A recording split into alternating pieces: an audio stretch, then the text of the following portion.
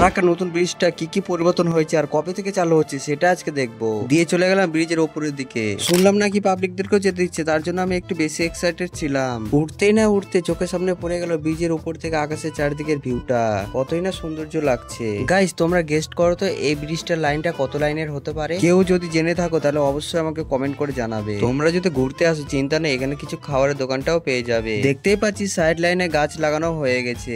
ব্রিজটা যে এত বড় হয়েছে এখানে নাকি ফুটবল খেলাটাও হয়। চারিদিকের ভিউটা দেখে এরকম ভাবে ছবি না তুললে ভালো লাগে, তাই দুই একটা ছবিটাও তুলে নিলাম। দেখতে দেখতে মাঝগঙ্গার ব্রিজের উপরে চলে আসলাম, আর এইটুকুটা কাজ করতে পারলে ব্রিজটা পুরোপুরি কমপ্লিট হয়ে যাবে। কিন্তু এদিকে জোরতাল কাজ চলছে। এক সাইডে কিন্তু রং করা কাজ কমপ্লিট হয়ে গেছে, আর এক সাইডে কিন্তু রং করা কাজ চলছে। এই মালটার কাজ কিন্তু একদম কমপ্লিট হয়ে গেছে, এটা নাকি খোলাখুলি করছে। অনেক দূর চলে আসার পরে এদের গাড়িতে করে চলে যাচ্ছিলাম। যাওয়ার সময় কাকাটাকে জিজ্ঞেস করলাম তোমরা এই ব্রিজটাকে কবে কমপ্লিট করছো? শুধু একটা কথাই বললো যে আমরা যে রাস্তা হয়ে যাচ্ছি সেই রাস্তা নাকি 2 মাসের মধ্যে কমপ্লিট করে দিবে, আর নাকি গাড়ি ঘোড়া সব চলবে।